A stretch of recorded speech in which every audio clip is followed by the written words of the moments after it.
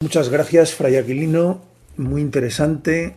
Hemos aprendido mucho y tenemos 7 preguntas, que no son pocas. La mayoría formuladas por mujeres, pero tenemos un representante masculino.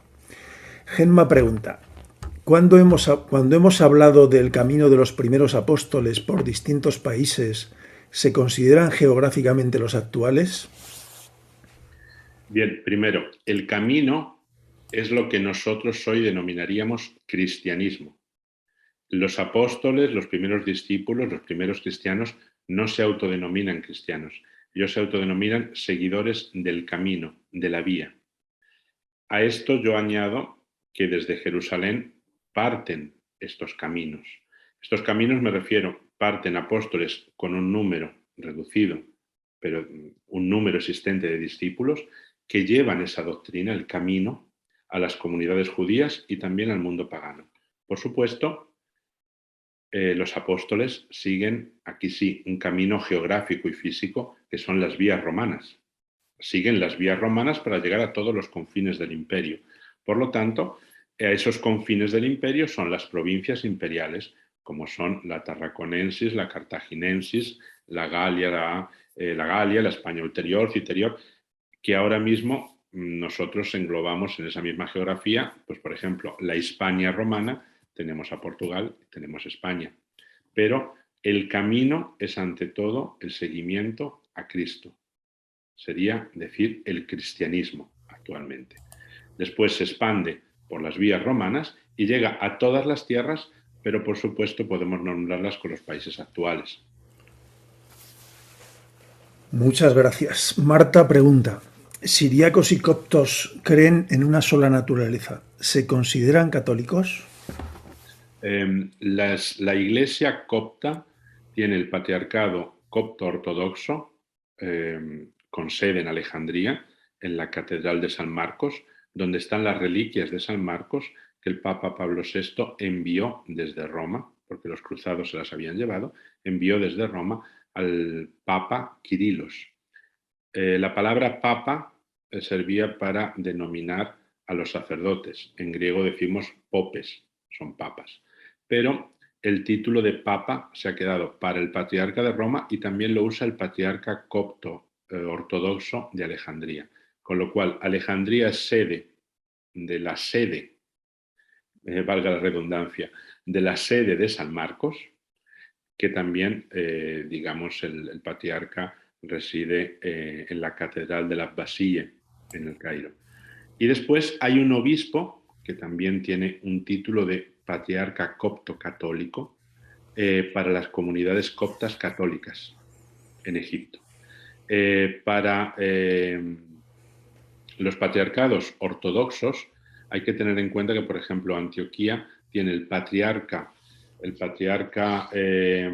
siríaco ortodoxo que vive en Damasco, porque Antioquía, hay que recordar que se hizo un regalo, se hace un regalo de los ingleses, de los franceses, hacen un regalo a los turcos y les regalan ahí Antioquía, con lo cual Antioquía está en Turquía. Las sedes patriarcales se han trasladado a Damasco. Entonces tenemos, por ejemplo, el patriarca sirio ortodoxo de la iglesia siríaca, Afren II, tiene sede en Damasco. El patriarca griego ortodoxo, Hanna, no recuerdo el apellido, también tiene sede en Damasco, en la iglesia de Santa María, en Marinilla. El patriarcado de Antioquía mantiene la Universidad de Balamán, el Instituto Balamán, que está en el Líbano, cerca de Trípoli, que es la gran academia teológica de la ortodoxia. De hecho, hay un documento sobre el ecumenismo, que es la Declaración de Balamán, que se hizo entre las comisiones de diálogo ecuménico ortodoxas y católicas. Entonces, estos patriarcados siempre tienen o un obispo griego ortodoxo, como Constantinopla, Bartolomeus, incluso Teodoros II es patriarca ortodoxo de Alejandría, el patriarca Teófilo de Jerusalén, y después está este patriarca Hanna Yazigi o algo así se llama, griego ortodoxo de Antioquía. pero Antioquía, ese patriarca ya no es griego, sino que es árabe. Es un patriarcado, digamos, más inculturizado, más metido en la sociedad siria. En Jerusalén el patriarca es griego, tiene un sínodo, el Sacro Sínodo, que son todos obispos griegos, menos un obispo que es árabe. Y está el patriarca latino, que ahora mismo es el franciscano, el Batista Pizzaballa. Pero estos patriarcados han continuado, al menos de forma nominal. Quería puntualizar sobre si los siríacos son ortodoxos o coptos. Creo que sí he respondido al decir que en este momento en el patriarcado de Alejandría es un patriarcado copto ortodoxo, pero que también hay un patriarca copto católico y hay obispos católicos. Hay obispos en el Cairo, hay obispos en Asiut, hay obispos en Luxor, que son católicos también, coptos católicos, igual que hay siríacos católicos. Por ejemplo, los iraquíes, la gran mayoría de los iraquíes son siríacos católicos. Ahí tenemos distinciones entre lo que se llaman los asirios, que suelen ser los cristianos ortodoxos, que se denominan como asirios, y los católicos, que son siríacos, por así decirlo. Entonces, en Jerusalén ortodoxo tenemos, por ejemplo, un cenáculo. Además del cenáculo que todos reconocemos, ellos tienen ahí uno que tiene su tradición. En Belén, sobre todo, en Jerusalén hay muy poquitos. En Belén hay como unos 3.000, 3.500. Tienen la iglesia de Santa María enfrente de la Natividad, una comunidad muy fuerte, muy cerrada y que actúa siempre muy unida. Pero la inmensidad de los coptos son ortodoxos. Hay que pensar que ahora mismo son como unos 80 millones, 100 millones, porque está toda Etiopía, el norte de Kenia también en Somalia, partes de Sudán, en el norte de Sudán, el sur de Sudán fue más cristianizado por combonianos. También había en Libia y después en Estados Unidos, en Europa, hay coptos ortodoxos, hay muchas eparquías, o sea, diócesis en la diáspora, y los siríacos, por ejemplo, es algo muy curioso. Pero ahora mismo hay más fieles siríacos ortodoxos en Suecia que en Siria. Que después de la guerra ha habido una inmigración brutal. Y yo creo que esto también dará que ver en el futuro, a ver cómo derivan esas iglesias o pensar que, por ejemplo, ahora mismo los católicos más numerosos en Suecia pueden ser de rito siríaco precisamente, porque han venido de Siria, han venido de Líbano, han venido de Irak, o sea, han ido. Entonces hay una nueva emigración de la que también hablaremos. Les decía que en Tierra Santa están presentes todas estas iglesias. Piensen que ahora mismo tenemos más de 10.000 indios católicos de la India y tenemos más de 40.000 filipinos. Entonces es la iglesia mayoritaria, por así decirlo, una iglesia que ha hecho un camino de retorno mucho más largo y que ahí está. Sobre el problema del monofisismo, es que no es que coptos, armenios o siríacos digan que Jesús tiene una sola naturaleza. El problema es que ellos son de la idea de que la naturaleza humana queda de alguna forma disuelta. No llegan a decir que disuelta. Siempre van a ese ejemplo de la gota de agua dulce en el océano de agua salada. Entonces, todos sus escritos, yo tengo muy buenos amigos armenios ortodoxos, sacerdotes, monjes, y tengo muchos amigos coptos ortodoxos laicos. Entonces, por ejemplo, yo recuerdo cuando estaba en Egipto, después de discutir con muchos de ellos sobre las dos naturalezas, de pronto me encuentro un documento, una biblioteca, en un libro publicado, no, el documento, el acta firmada por el Papa Shenouda y por Pablo VI sobre la naturaleza de Jesús, y en ese documento hecho en latín y en árabe se dice que son dos naturalezas sin unión, sin confusión, sin mezcla, sin indivisibles. Entonces, los dos firman ese documento, pero el Papa Shenouda, patriarca copto ortodoxo de Alejandría, cuando vuelve de Roma prohíbe que eso se publique en Egipto. Entonces, ellos creo que de alguna forma entienden que hay dos naturalezas, entienden que no están mezcladas, pero no saben muy bien cómo explicarlo. pero sobre todo Alejandría, lo que más le dolió a Alejandría fue que Constantinopla se autoproclamase segunda Roma y se pusiese detrás de Roma sin guardar la fila, por así decirlo. Entonces, ahí fue un problema más grande. En ese mismo momento, Bizancio realizó una serie de incursiones en territorio armenio y los armenios se enfrentaron con ellos, con lo cual 1 más 1, 2. Entonces, ahí se separan las iglesias para no estar bajo la bota, digamos, o la sandalia del patriarca de Constantinopla. Pero teológicamente es un tema que ellos les dan muchísima vuelta y yo sigo, por ejemplo, la revista Sion, que publica el Patriarcado Armenio Ortodoxo, y casi siempre tienen artículos de lo mismo, sobre la naturaleza, que son dos, pero que ellos priman más la divina, por respeto, por honor, dando vueltas continuamente. Siríacos y coptos católicos se denominan católicos y dicen Jesús tiene dos naturalezas. Bien. María formula la tercera pregunta. ¿Podría repetir el nombre de la autora de los 2 tomos que describen las liturgias e iglesias? Sí, vamos a ver. Es el itinerario de la Virgen Egeria. Autor, en este caso traductor, padre Agustín Arce. Está editado en la Biblioteca de Autores Cristianos. Seguramente en las librerías San Pablo se puede encontrar. Sí. Pues Bárbara formula la cuarta pregunta. Primero agradece, muchísimas gracias, Padre Aquilino, por hablar de tantos cristianos de iglesias orientales antiguas que perviven hasta nuestros días, por mostrarnos su patrimonio y sus tesoros espirituales. Y después pregunta, me gustaría saber el nombre del estudioso de los manuscritos de la biblioteca del convento de Musqui para buscar sus publicaciones.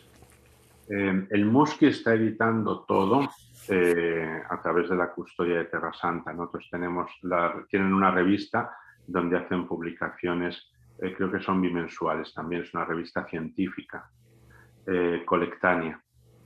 Se encuentra en las universidades, se encuentra en las bibliotecas.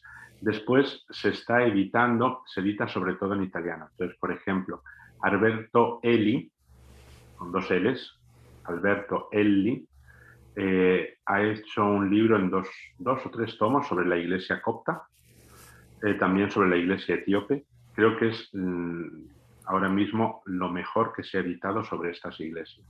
Después tenemos a Padre Halim, que aparecía en una de las fotos en un altar, que él está haciendo todas las relaciones de la custodia de Tierra Santa con la iglesia maronita y la Santa Sede, y la historia de la iglesia maronita y sus relaciones con la Santa Sede, y la historia de la iglesia de Siria y las relaciones con la Santa Sede, porque todo está en nuestro archivo.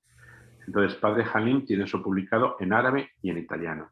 Y después está Bartolomeo Pirone, que está editando también, pues él va tomando un autor, lo traduce y lo publica en italiano. Entonces, estos libros después, si usted facilita su dirección de correo electrónico al Centro Tierra Santa, a este mail de suscripciones, yo le mando después, porque Luis Benedicto me pasará su mail, y yo le envío a usted también la relación de estos libros, incluso dónde se podrían comprar, pero están en italiano. Esa es la única pega. Mansour Mistrich o Vincent Mistrich, él edita sobre todo en colectánea. Él escribe en francés.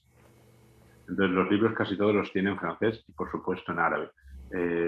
Padre Ouadia, Jean-Luc también edita en árabe y en francés. En colectánea se escriben en italiano, en inglés y en francés los artículos, o si alguien escribe en español también lo publica en español. Pero colectánea también le puedo decir dónde se puede encontrar. Aquí en Madrid la Universidad Complutense tiene en la biblioteca, y creo que también la biblioteca Félix María Pareja del Instituto de Cooperación Hispano-Árabe, al lado del Museo de América en Madrid. Pues no le van a faltar referencias. Francisco quiere saber si Constantinopla llegó a superar a Roma en importancia política y religiosa. Sí, por supuesto, por supuesto. Fíjense, o sea, en el momento en el que se funda la ciudad de Constantinopla, o sea, Constantinopla siempre existió, era la ciudad que se llamaba Bizancio, era una ciudad pequeña. Entonces, cuando Constantino toma esa ciudad pequeña y realiza una cantidad de obras y hace su ciudad, Constantinopla, eh, lógicamente, en el momento en que se establece allí la corte imperial, la corte es la corte. Entonces, todo el peso, digamos, que va cayendo hacia, Oriente. A la muerte de Constantino, la división que hace entre sus hijos, ¿no? El imperio de Occidente y el imperio de Oriente, lógicamente el imperio de Occidente de pronto son las irrupciones de los pueblos bárbaros, los ostrogodos que llegan hasta Italia, los visigodos que llegan hasta España, suevos, vándalos, y de pronto en el siglo VI tenemos a Belisario en el 530, no antes, en el 524-23, Belisario, el gran general del emperador Justiniano, que va a retomar la zona norte de Italia, Ravenna, Roma incluso, el sur de Italia, va a tener colonias también en España y en el norte de África. Entonces, un poco Justiniano de nuevo vuelve a tomar alargar el imperio de Oriente, intentando reconstruir todo el imperio. La capital sigue en Constantinopla, Roma pertenece a Constantinopla. De hecho, fíjense en el siglo, en el sexto o en el siglo IV, en el siglo IV el emperador Foca va a regalar al Papa lo que hoy es llamada la Iglesia de los Mártires, que es el Panteón de Agripa. Eso era una posesión imperial. Y para más inri hay que pensar que los concilios los convoca el emperador. Constantino convoca concilios, el emperador Teodosio convoca los concilios porque son los que tienen el poder para convocar los concilios. Por eso, cuando el imperio se termina, cuando ya no existe más el imperio, sobre todo el imperio de Oriente, la Iglesia Ortodoxa griega, ningún patriarca puede convocar concilios porque todos son iguales entre sí. Hacen sínodos, se ponen de acuerdo para hacer sínodos, pero no pueden convocar concilios. En la Iglesia Occidental, el concilio lo convoca el Papa, no porque sea Papa, sino porque es el vicario del emperador. Entonces, en los tiempos antiguos, el vicario del emperador actúa con esa autoridad vicaria y convoca concilios. Ahora mismo entendemos que él, como papa, es cabeza indiscutible de la Iglesia Occidental, con lo cual pues convoca pues, el Vaticano II, el Juan XXIII lo convoca como papa y no pone soy vicario del emperador. Pero son, digamos, menesteres imperiales, no de sacerdotes, eso de convocar concilios.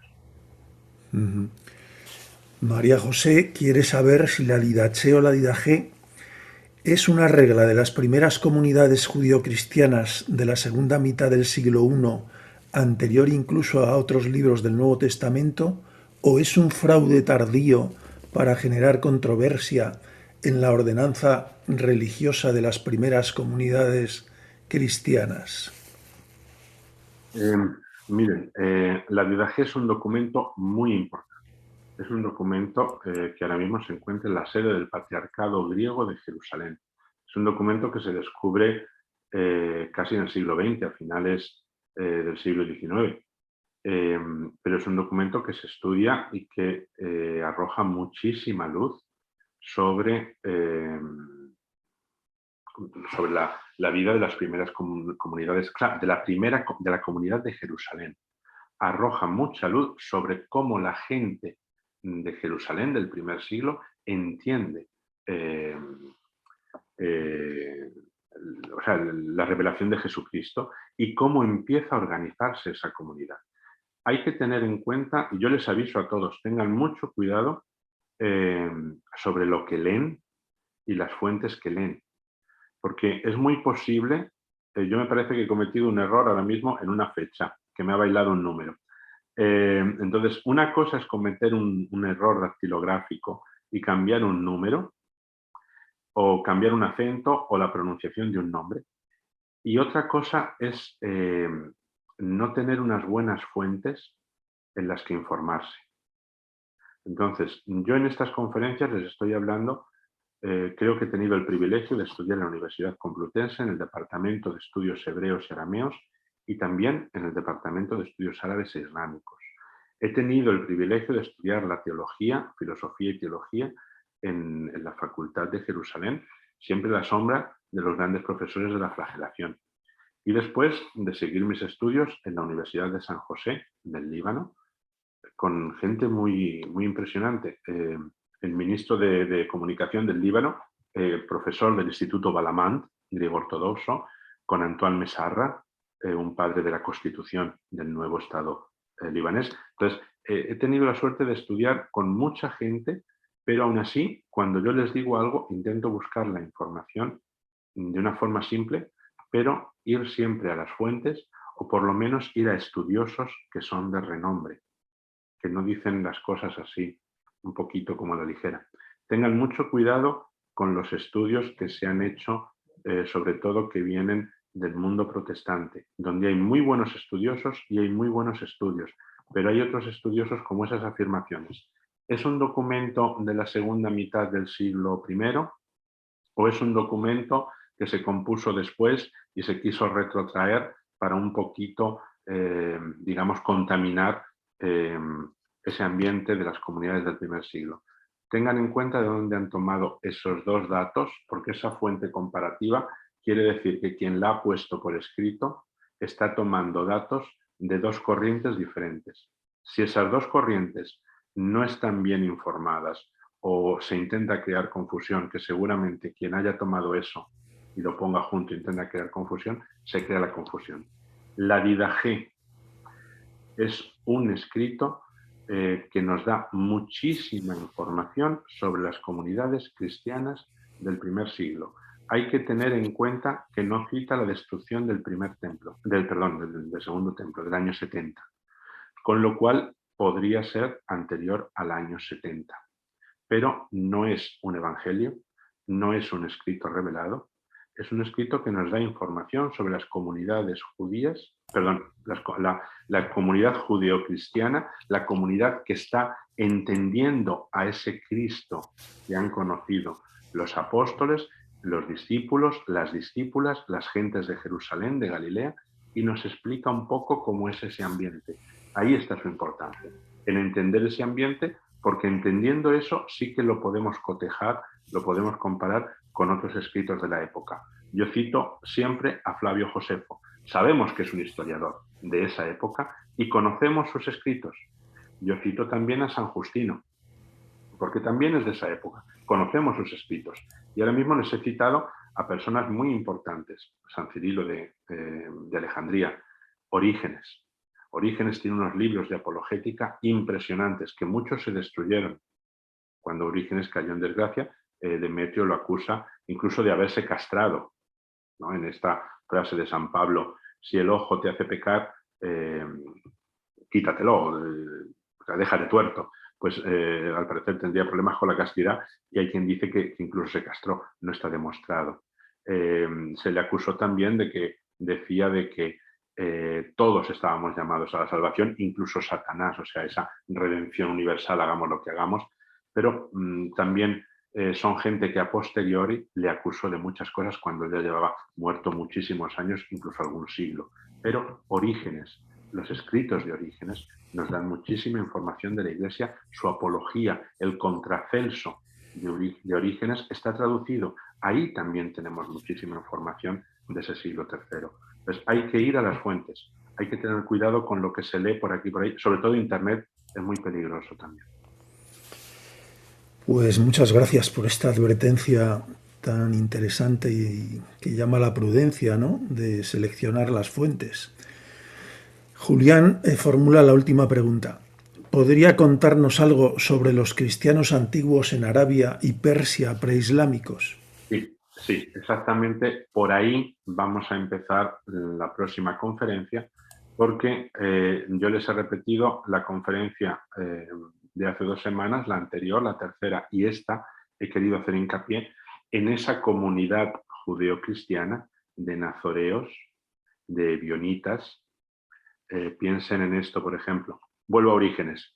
Hace una obra monumental que es la Exaplas, la Biblia en 6 columnas, Exaplas, 6 columnas, donde pone el texto hebreo en caracteres griegos, la traducción de los 70 y después las traducciones que hacen Símaco, Áquila y Teodoción. Este Símaco parece ser que era ionita. Entonces, de esta comunidad cristiana del primer siglo, donde hay muchos judíos, casi todos son judíos, que han adherido a esta nueva airesis, a este nuevo grupo, esta nueva secta dentro del judaísmo, hay quienes ven de pronto que esto podría ser una nueva religión o algo que ellos no entienden muy bien y comienzan a separarse. Con la caída de Jerusalén en el año 70, ellos que se sentían judíos se ven expulsados y muchos de ellos se van a ir a la región de Pella, a la región de la actual Jordania. Piensen también cómo estas ciudades nabateas, Petra, Aftab, las ciudades del desierto del Negev que están ahora mismo en Israel, ciudades que están en Jordania, incluso en Arabia, estas ciudades después van a tener catedrales. Catedrales que algunas siguen el calendario de Eleusis, porque se ven los meses griegos, otras los calendarios coptos, porque se ven los meses coptos. Entonces ahí habría que ver estos obispos de dónde venían, si de la parte egipcia o de la parte griega, pero estas comunidades, en el momento en que hay una ortodoxia a través de los concilios y la iglesia en Oriente se va haciendo más bizantina, estos cristianos, judeocristianos, ebionitas, se van a ir replegando y se van más hasta el desierto. Con lo cual, en el año 622, que comienza el calendario musulmán, es la Égira, el paso de Mahoma de Medina a la Meca.